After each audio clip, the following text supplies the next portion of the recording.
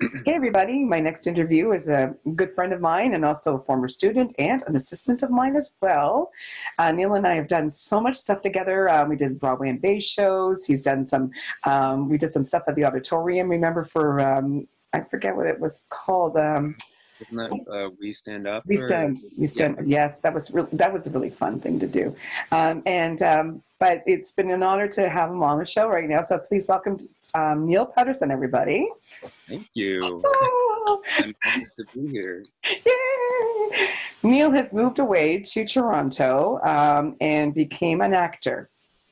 Yes. Yes, you got the acting bug in him, and so far so good for you, eh, buddy? I know that we're going to talk about this, and you're going to talk about life before the pandemic because life was looking pretty good for you, wasn't it? Yeah, things were going quite well, and I felt really lucky with how things had progressed. I've been in Toronto for 3 years, I guess, which is scary to think about. I know. Was it 3 years? No, 2 years? I don't know. Time flies. Um, but yeah, things progressed in uh, a good way for me, which I was happy, and I was lucky and fairly fortunate to have that happen pretty quickly. So yeah, yeah, life definitely changed a lot once everything happened. Yes, yes. You were Uh, doing some projects, though, right? You were doing other projects. Tell us about that. I had quite a few short films here and there. Actually, one just became public called "From the Thunder." It's a World War I short film, it was amazing. It was so immersive and so much fun to work on. And then another one that was supposed to be coming out in March, but that I think that got delayed because of all the stuff that was going on. So, which is too bad. Um, Yes. Most recent thing I did was actually coming back to Thunder Bay and doing the show at Magnus, It's a Wonderful Life. Yes, and I got So to see you, and I cried. good. That was my You whole. play the ultimate best character in the whole world. Like, who doesn't want to be George Bailey? Seriously. Exactly. Yeah. George Bailey. George Bailey. George And Bailey. you know, I watched that show so many times, and you did such a terrific job. And like, I was so proud of you. Like, I was like, of course, I cried because that's what I do. But I was like a proud mama out there. Like, I was so proud of you, and it was so lovely to see you bring your talent to Thunder Bay. You know, and being able Yeah. to have it in front of audiences that people love you, right? It was so nice to come back home to the stage in my hometown where I grew up, and like did things with you and everything, and got to kind of build this skill that I've been pursuing, right? So yeah, it was just so nice to be home and so nice to see so many people in the audience, and yeah, it was such a great show. Oh, so uh, good. Couldn't have done a so more perfect show. Like, and it was such a good premise too, because it wasn't so. It's such a different feel. Like it. I think that way was even more stronger than the movie because for me, you hung on to every word that was said and everything that was done. yeah. Yeah, because it was the radio play, and the fact that you had like Foley and everything like that. And we actually had a review from someone who was blind who came and saw the show, and they said that like it was the best theater experience they've ever had because they didn't need to see what was going on, because it was like listening to a radio play. And I know my family, a few of them came multiple times, um, and they said that one of the times they came, they closed their eyes just to see what it would be like to I did that. experience that. Yeah, yeah. I did It's that. just such a cool, it's a really cool way of doing it, you It know. was it was so interesting too because you hear your voice going from this young boy because you had to do the pharmacy, Yeah, you know, and that kind of stuff to the real life and being the older person. The transformation was incredible, and of course you had terrific actors there too as well that you fed upon, right? So that just brought the experience even better. It was one of the highlights of the year, to be honest with you, because it was so nice to see you highlighted like that. It was like the year before when Jess came and did Christmas Carol, you know, like she was amazing in that. to see everyone come back and just hone their craft. And I think that's just so amazing. So amazing. Like I love it. Okay. So but that's all happening. You had lots of great things happening now. So now the pandemic hits. So where are you now? Well, nothing is happening. The industry is completely shut down, which is understandable. I did have randomly had a couple an audition for something else, and I was supposed to start filming in May. And I thought, well, I don't know why you're still trying to cast this right now, but hey, why not? Hey, don't argue. Don't argue. Yeah, exactly. But, so yeah, other than like that one self-tape, there's really nothing happening. I know a few people are doing some voiceover work or trying to really get like their voiceover reels redone, and editing some footage if they're trying to get a new demo reel out, things like that. But there's nothing filming, there's nothing happening in the industry really right now. Everything's at a halt because, I'm watching the news and everything like that. Until we actually get a vaccine, this is where our life is going to be like for a little while. Yeah. And then, well, the unfortunate thing is too, especially for like theaters, because my job is working at Mirvish, and we shut down, of course, and everything shut down, and we don't know when that's going to start back up, because like I have a weird feeling that's going to be the last thing to kind of come back, because it is putting a lot of people in close proximity, and depending on the size of the theater, it could be up to 2,000 people, and yeah, it's just really too bad. I may have a conspiracy theory, but this is the way I really apologize for all the noise that's happening right now, but all of a sudden I'm very popular. Well, so you hear all this beep, beep, beeps. I'm sorry, I'm not going to edit that out because this is real time, people. What I'm thinking, notice I have no sound coming through mine, so I'm not. Okay, so I wasn't prepared and I wasn't professional. Okay, got it. Okay, whatever. People are going to know that I'm not professional because I play with my hair all the time and all that kind of stuff. Okay, stop messaging me, people. Anyway, so my point is this: I think there's so much money involved in this because the the economy is just going down to the ground. But sports and theater and stuff like that, I really believe strongly there'd be a strong push on getting a vaccine. I just really believe that's going to be the case because I can't see it not happening. You know what I mean? They're not going to sit back and let this all happen without people putting some money towards this and getting this expedited. You know what I mean? Has to, yeah, there has to, and you see that with even just on a smaller scale, the community all coming together, and whether it's like making face masks for people or just signing up to volunteer to help out if you can, which I heard some great stories about people doing that, especially in Toronto, signing up to volunteer if they had experience in any sort of healthcare field, whether they're retired nurses or doctors or stepping up. Yeah, on the different end of it. It just goes to show you how sometimes we can have all the money in the world but no control of our health, right? Or the health system. Yeah. And the first time ever that we're all together in this, like all together, and realize that our welfare is more important than anything in the world, right? Oh, yeah. So that's a really kind of a defining moment, I suppose, in all this, right? And not take anything for granted, Well, and that's something that I hope that comes out of all of this is the fact that, like I've noticed more people are connecting, which sounds really weird with the fact that we're supposed to be social distancing, but the fact that we have the technology now that we can do things like this, I can see exactly.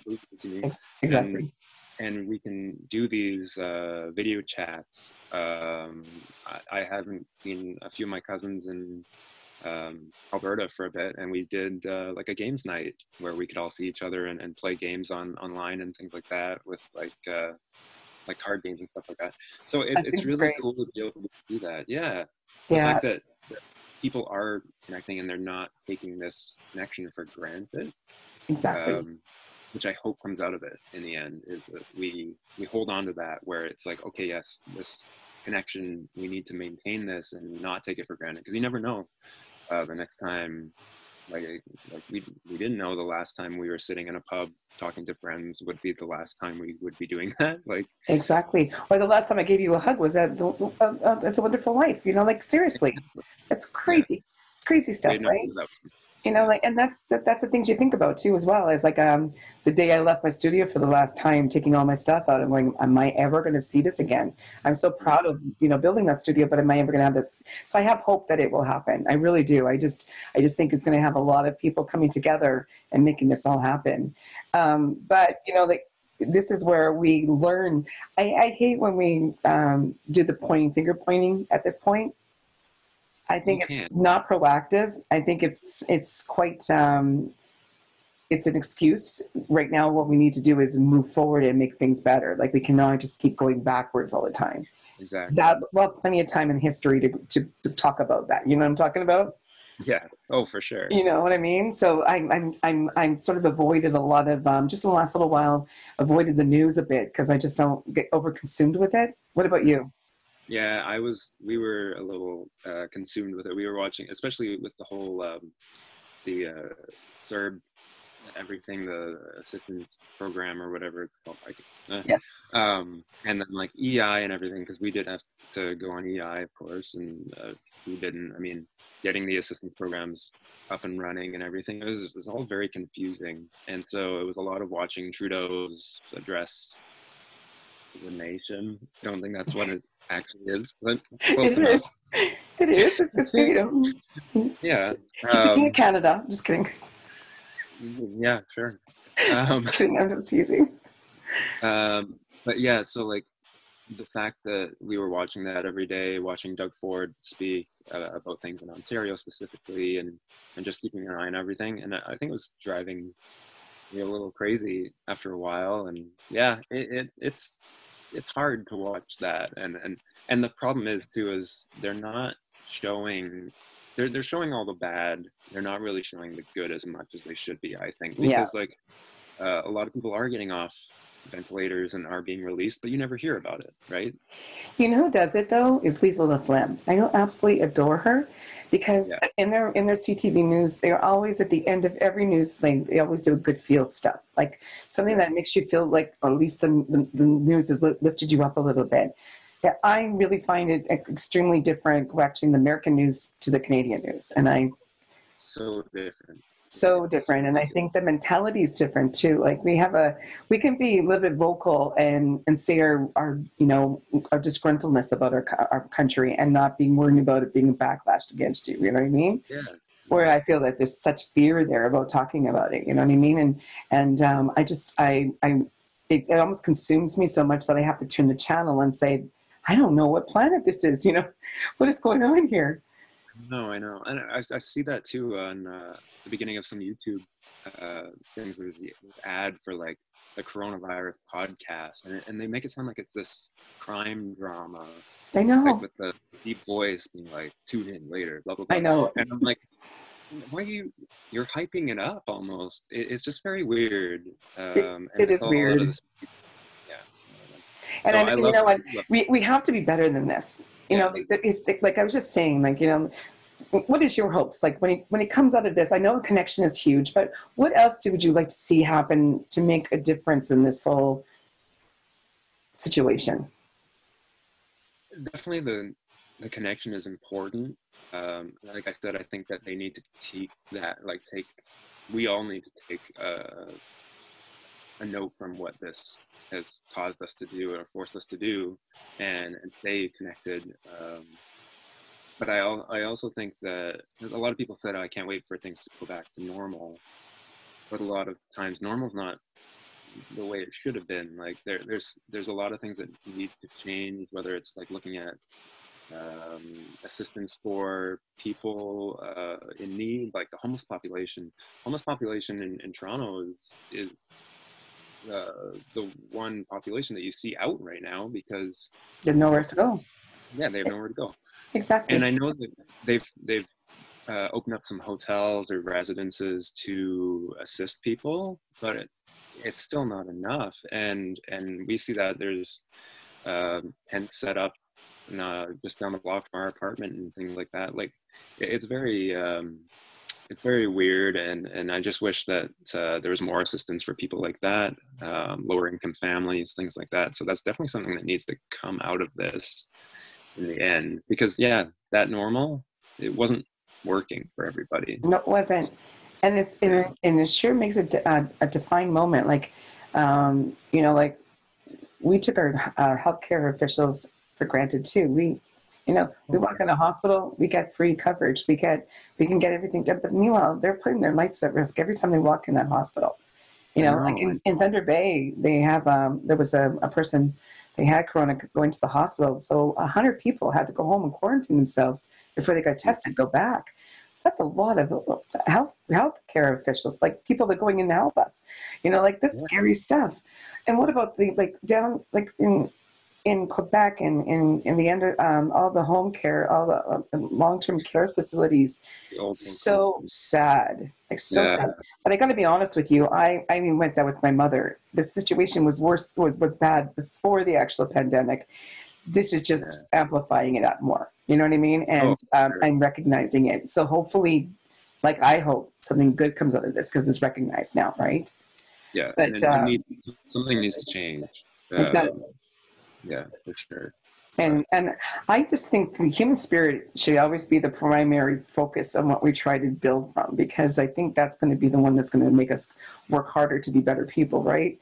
Oh, for sure. It's not going to be the best job and the money, because right now, if you think about it, when we start back up, it's square one again. Oh, pretty much. Yeah. And it's going to be the ones that are going to be the hardest workers to get that back up again. Yeah.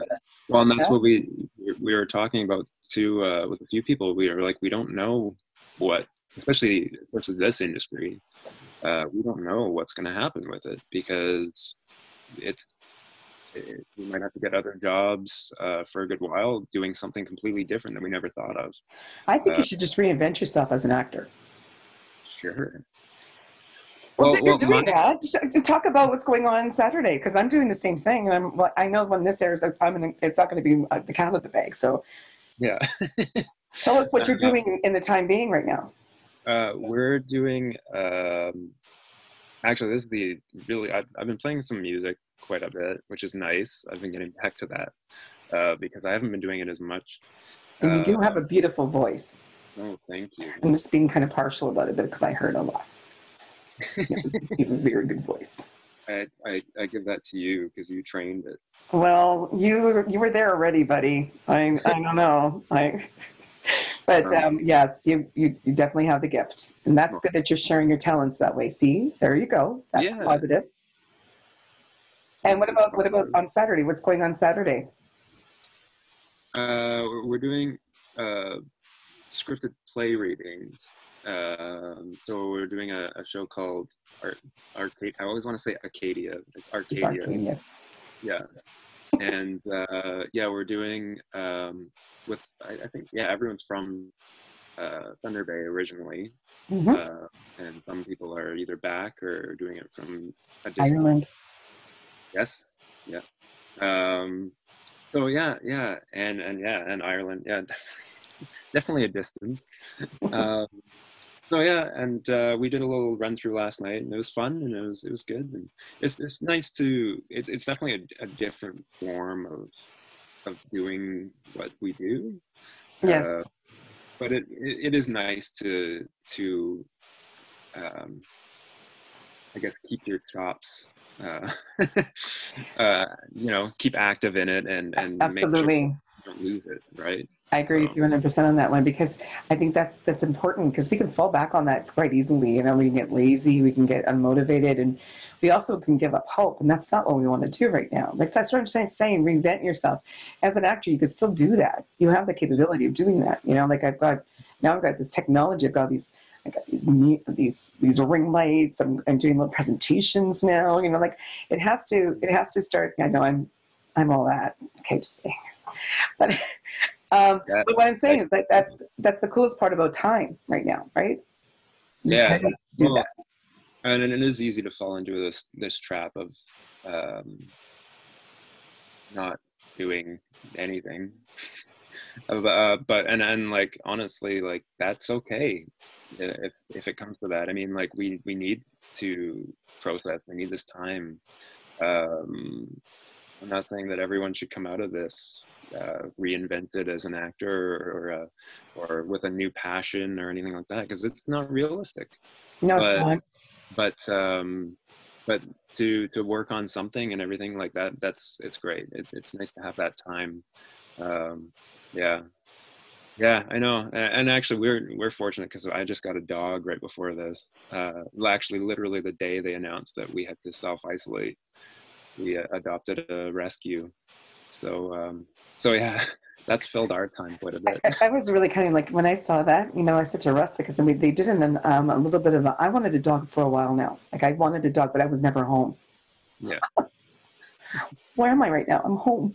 I could have exactly. trained a dog by now. I could have had that dog just, I could have taken a rescue and have that dog just, like, I really regret not taking a dog in right now. I really Yeah. do. Well, and apparently a lot of people have, which is great. A lot of Yes. shelters have. They took a lot of foster people to, I just wish I knew who they were. I would take the dog from them. Yeah. Please give me the dog. There Well, was this, yeah, there's foster groups in Thunder Bay. I know. I can't And remember what it's called, but yeah.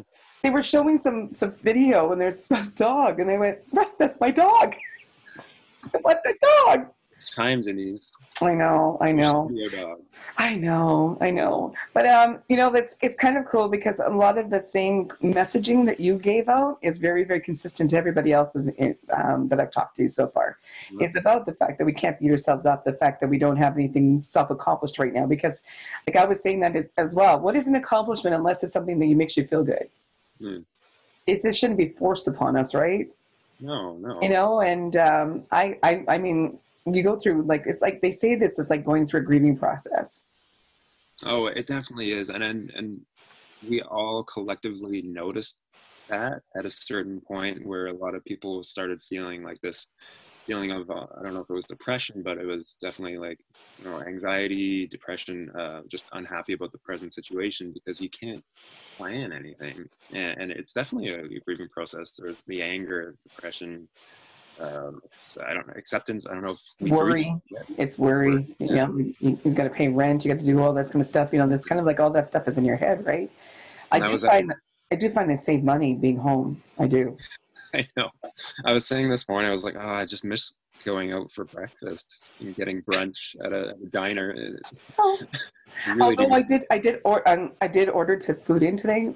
Eat local though, you know, like I'm like just supporting all the restaurants in Thunder Bay as well. It's kind of important, you know. They need to make. It's wonderful that there's a service out there for that. You know what I mean? So that we can still stay connected with that because Yeah. I mean, it's those businesses are going to keep us thriving as an economy as well. So we got to keep this strong, right? Yeah. Yeah. Definitely. And I know that I know this is like a hard time for you guys, but I do have faith and belief that they will find a vaccine for this, and we will be back to a new normal, which I hope is a better normal, is better Yeah. people. I hope it's a better normal for sure. I do And too. my hope for the industry, the acting side especially, is that once that happens and once we can all get back out there and work, they're going to be just flooding the industry with work because there's been this massive delay. So who knows? And We and the could all cool start. and the cool part about it is that everyone's in the same boat, right? So everyone's Yeah, just waiting to be creative, waiting to just go out there and just be that, you know, because we've learned so much upon our. I think a lot of the times we've learned this a whole process of internalizing a lot of this now. It's all internal. It's, you know, we're internalizing everything, like thinking about all the stuff that's going on, and that's actually good because it recognizes things and that we never took time to recognize before. it's true. It's very true. You know. And in saying that too, like it's I'm lucky because I have my fiance Yes. and my dog.